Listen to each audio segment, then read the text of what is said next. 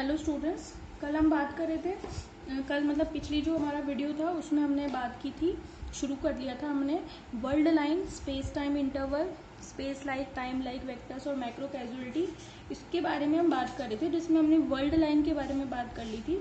World line के साथ साथ हम वर्ल्ड पॉइंट को भी समझ चुके थे, है ना। एक बार मैं थोड़ा सा इसको रिपीट कर देती हूँ कि उस दिन हमने क्या पढ़ाया था। ठीक है, कल जो मैं पिछला जो हमने पढ़ाया था उसका सब का सार यही है कि नॉर्मली हम कार्टेशियन में या किसी भी कोऑर्डिनेट सिस्टम में 3 कोऑर्डिनेट काम में लेते हैं। ठीक है, और अगर हम कार्टेशियन की बात करें तो उसमें 3 कोऑर्डिनेट होते हैं और तीनों ही पोजीशन के होते हैं। ठीक है, 3D कार्टेशियन कोऑर्डिनेट सिस्टम में। लेकिन अगर हम 4 वेक्टर की बात कर रहे हैं तो उसमें 3 पोजीशन कोऑर्डिनेट के साथ साथ एक चौथा कोऑर्डिनेट और आ जाता है, जिसे हम ICT से डिनोट करते हैं और इसको हम टाइम कोऑर्डिनेट कहते हैं। टाइम कोऑर्डिनेट का मतलब ये बिल्कुल भी नहीं है कि इसकी विमा टाइम के इक्वल होगी, ये इसकी विमा अभी भी पोजीशन के ही इक्वल है और मैंने बता दिया था कैसे है, लेकिन इसको टाइम की फॉर्म में शो किया जाता है, इसलिए इसको टाइम कोऑर्डिनेट बोल दिया जाता है। अब पोजीशन की कैसे इक्वल है, आयोटा तो आयोटा, इसकी कोई डायमेंशन नहीं होती। सी का मतलब मीटर पर सेकेंड और टाइम का मतलब सेकंड, तो सेकंड से सेकंड कट जाएगा मीटर।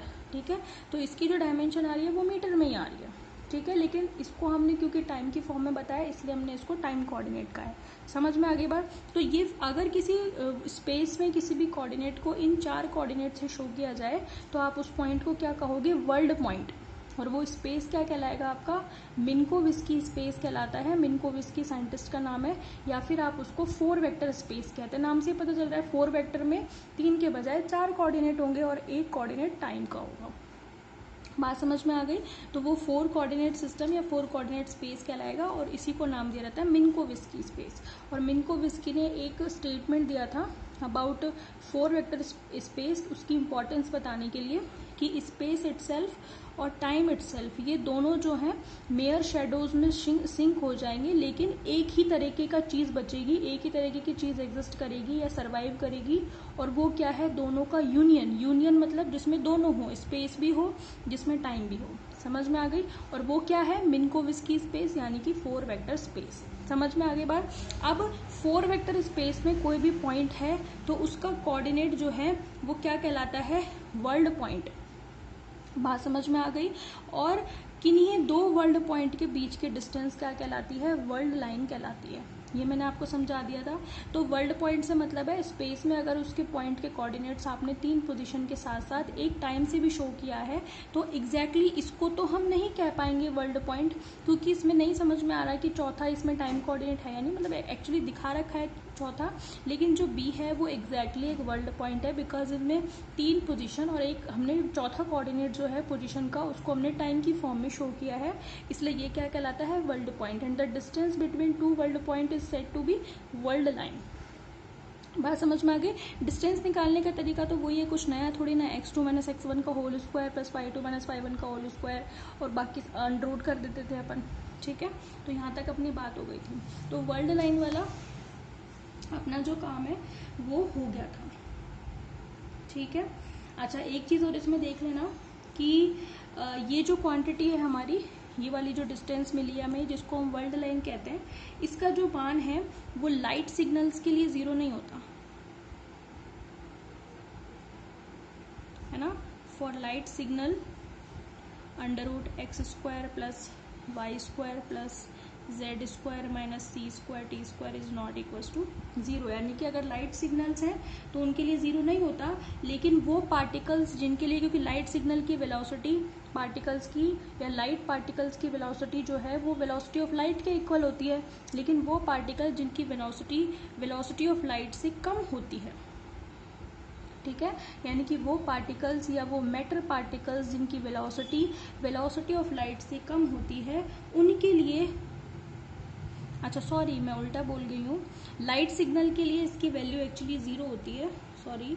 लेकिन जो v is less than c वाले पार्टिकल हैं उनके लिए under root x square plus y square plus z square minus c square t square की वैल्यू क्या नहीं होगी, 0 नहीं होगी। बात समझ में आ गई। तो लाइट सिग्नल्स के लिए, यानी क्योंकि लाइट सिग्नल में जो लाइट पार्टिकल होंगे उनकी वेलोसिटी ऑफ लाइट के इक्वल होगी। ठीक है, तो वहां पर तो इसकी वैल्यू, इस क्वांटिटी की वैल्यू 0 होती है, और बाकी सारे पार्टिकल्स के लिए जिनकी velocity v is less than c होता है उनके लिए इस क्वांटिटी की वैल्यू 0 नहीं होती है। समझ में आ गई बात। अब हम पढ़ेंगे अच्छा, एक तो हमने बात कर ही ली थी वर्ल्ड पॉइंट की, तो है ना, तो डिफाइन कर दूं वर्ल्ड पॉइंट को एक बार, है ना। वर्ल्ड पॉइंट डेफिनेशन देख लो आप फटाफट। वर्ल्ड पॉइंट क्या होता है? इन 4 वेक्टर स्पेस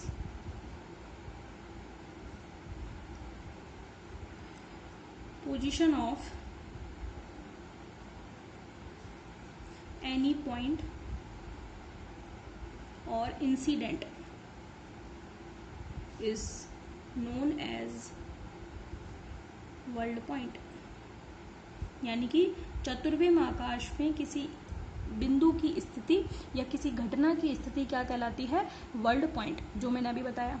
ठीक है, वर्ल्ड लाइन क्या हो गई? वर्ल्ड लाइन हो गई किसी कण के द्वारा ऐसे स्पेस में तय किया गया पथ क्या कहलाता है? World line. ठीक है, द डिस्टेंस या फिर path, the path covered by any particle in 4 vector space, और वी कैन से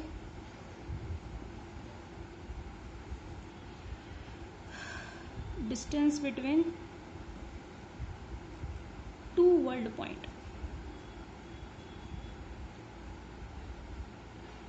is known as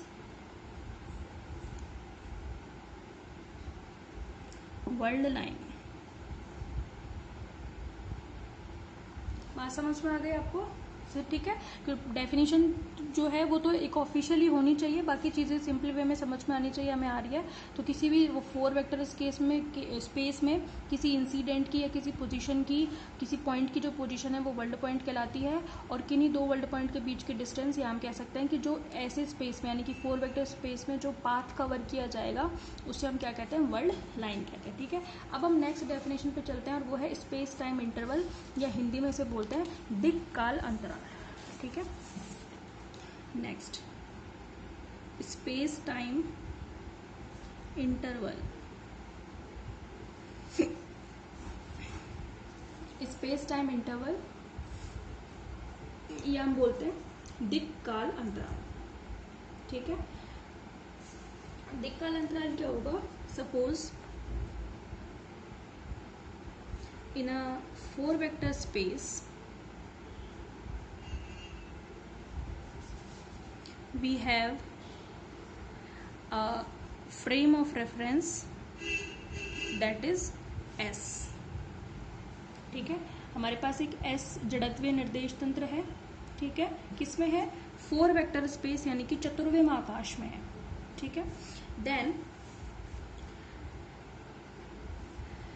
2 points are let x1 y1 z1 t1, यानी कि ये वर्ल्ड पॉइंट है 2, और क्या है दूसरा? x2 y2 z2 और t2। ठीक है, तो इन दोनों बिंदुओं के मध्य की दूरी का वर्ग, square of the distance between these 2 world point is said to be space time interval. तो आप क्या कहोगे? Then 2 points are let this, therefore the square of the distance between 2 world points is said to be space time interval। यानी कि एक 4 vector space में हमने एक फ्रेम ऑफ रेफरेंस कंसीडर किया और वो है S। इस S फ्रेम में हमारे पास कोई 2 बिंदु है, और वो 2 बिंदु क्योंकि 4 कोऑर्डिनेट से शो किए जा रहे हैं इसलिए हम इन्हें वर्ल्ड पॉइंट भी कहते हैं। और वो दोनों बिंदु क्या है? x1 y1 z1 t1 और x2 y2 z2 t2। तो इन दोनों बिंदुओं के मध्य की दूरी का वर्ग क्या कहलाएगा? दिक् काल अंतराल। ठीक है, क्या बोलते हैं हम इसे? दिक् काल अंतराल। दिक् मतलब दिशा। स्पेस में कोऑर्डिनेट से हमें दिशा ही तो पता चलती है, ये x है, ये y है और परपेंडिकुलर z है, ये डायरेक्शन ही तो बताते हैं और क्या बताते हैं। तो दिक् काल अंतराल यानी कि ये 3 तो है दिक्, और ये है समय, काल, ठीक है। तो इन दोनों के बीच की, दोनों बिंदुओं के बीच की दूरी का वर्ग क्या कहलाता है? दिक् काल अंतराल। तो पहले तो हम फटाफट से बता देते हैं। देयरफॉर स्पेस टाइम इंटरवल कितना होगा? स्पेस टाइम इंटरवल का वो क्या होगा? दोनों के बीच की दूरी का वर्ग। तो एस फ्रेम में दोनों बिंदुओं के बीच की दूरी मैंने मान ली डेल्टा एस, और उसका वर्ग निकालना है मुझे, ठीक है। तो वो कितना होगा? दोनों के बीच की दूरी निकालो, कैसे निकालोगे? x2 माइनस x1 का whole square, y2 minus y1 का whole square, plus z2 minus z1 का होल स्क्वायर, प्लस फिर क्या करोगे आप? प्लस क्यों करोगे आप? प्लस तो नहीं करेंगे हम। देखो चौथा जो हमारे पास कोऑर्डिनेट है दरअसल वो है ICT1 और है ICT2, ठीक है। लेकिन उसको ये दिखाने के लिए कि चौथा कोऑर्डिनेट टाइम का कोऑर्डिनेट है, हमने T1 T2 से दिखा दिया। तो हमारे पास क्या आएगा? माइनस का c² T2 माइनस T1 का होल स्क्वायर। बात समझ में आ गई? अच्छा, लेकिन इसका भी क्या है भाई? इसका भी स्क्वायर है, समझ में आ गई? तो ये जो अंडर रूट वाला है वो तो है distance between these two world point, ठीक है। और उसका हमें क्या करना है? स्क्वायर लेना है। तो वो जो स्क्वायर है दोनों के वर्ल्ड पॉइंट के बीच की डिस्टेंस का, वो ही क्या कहलाता है? दिक् काल अंतराल या फिर स्पेस टाइम इंटरवल। बात समझ में आ गई? अच्छा, एक काम हम कर लेते हैं, मतलब ऐसे ही शो करने का तरीका है, ऐसा कुछ नया नहीं कर रही हूँ मैं क्या कर रही हूँ, ये जो माइनस है उसको मैं बाहर ले रही हूँ, समझ में आ रही है। लेकिन अब ये देखो कि बाहर है स्क्वायर, तो माइनस का स्क्वायर तो प्लस ही हो जाना है ना, तो उससे कोई फर्क नहीं पड़ेगा। तो मैं इसको ऐसे भी लिख सकती हूँ। कैसे लिख सकती हूँ? अच्छा, अंडर रूट का जब आप स्क्वायर करोगे तो अंडर रूट तो हट ही जाना है। क्या मिलेगा आपको? c² T2 माइनस T1 का whole square minus x2 minus x1 का whole square minus y2 minus y1 का whole square minus z2 minus z1 का होल स्क्वायर। मतलब इसको तरीका है दिखाने का, हम ऐसे भी दिखा देते हैं। बात समझ में आ गई? तो ये तो क्या है? किसी एस फ्रेम में ही किन्हीं दो बिंदुओं के मध्य की दूरी, इसको मैंने इक्वेशन 1 में 1 से शो कर दिया। तो किसी एस फ्रेम में किन्हीं दो वर्ल्ड पॉइंट के बीच के डिस्टेंस का वर्ग क्या कहला रहा है? यहाँ पे दिक् काल अंतराल। लेकिन अगर मैं इसी चीज को एस डैश फ्रेम में बताती तो मैं क्या कहती? इन अदर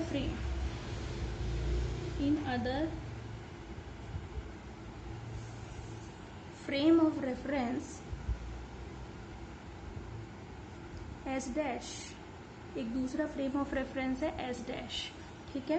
ये दोनों बिंदुओं के मध्य की दूरी का वर्ग क्या होगा? ये दोनों बिंदु तो नहीं होंगे। In other frame of reference 2 points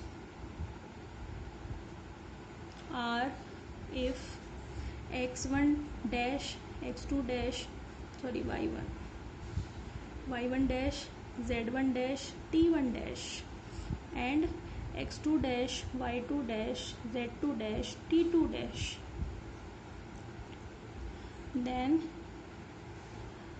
space time interval कितना होगा भाई? स्पेस टाइम इंटरवल कितना होगा? स्पेस टाइम इंटरवल को हम दिखाएंगे डेल्टा एस डैश, दूसरे फ्रेम में है इसलिए हम उसको डेल्टा एस डैश का स्क्वायर, और वो कैसे निकलेगा? बस इन पे डैश लगा दो, यानी कि c² T2 dash minus T1 dash का whole square x2 dash minus x1 dash का होल स्क्वायर, है ना, और y2 dash minus y1 dash का होल स्क्वायर और z2 dash minus z1 dash का होल स्क्वायर। तो ये तो क्या है? दूसरे फ्रेम में है, एस डैश फ्रेम में। तो एस फ्रेम में दो वर्ल्ड पॉइंट के बीच की दूरी का वर्ग एक दिक् काल अंतराल हो गया। एस डैश फ्रेम में किन्हीं दो बिंदुओं के मध्य की दूरी का वर्ग, ठीक है, वो क्या हो गया? दूसरा स्पेस टाइम इंटरवल हो गया। बात समझ में आ गई आपको? अब हमने आइंस्टीन का वो पढ़ा है, क्या पढ़ा है? आपेक्षिकता का सिद्धांत का के अभिग्रहित पढ़े हमने, है ना। We have studied the postulates of special theory of relativity of Einstein, पढ़ी हुई है। उसके हमने पोस्टुलेट्स पढ़े हैं। तो फर्स्ट पोस्टुलेट क्या कहता है कि अगर कोई फ्रेम किसी एक फ्रेम के रेस्पेक्ट में कांस्टेंट वेलोसिटी v से मूव कर रहा है तो उसमें वो सारे फिजिकल लॉज ओबे करेंगे जो कि s में लगते हैं, ठीक है। तो यहाँ पे जो एस डैश फ्रेम है ये अंडरस्टूड है कि ये एस के रेस्पेक्ट में कांस्टेंट वेलोसिटी v से मूव कर रहा है, ये पहले से ही हम जानते हैं कि ये ऐसे ही करता है, ठीक है। तो एस डैश फ्रेम में कोई घटना अगर सच है, ठीक है, सॉरी एस में अगर कोई सच है तो उसके रिस्पेक्ट में जो दूसरा फ्रेम है S dash constant velocity v से मूव कर रहा है, उसमें भी वो घटना सच होगी, यानी कि इक्वेशन 1 इक्वेशन 2 के इक्वल होगी। बात समझ में आ गई? तो आप क्या लिखेंगे? According to first postulate of Einstein's STR क्या होगी? Delta s square will be equals to delta s dash square, यानी कि दिक् काल अंतराल एक फ्रेम में दूसरे फ्रेम में दिक् काल अंतराल के इक्वल होगा। बात समझ में आ गई आपको?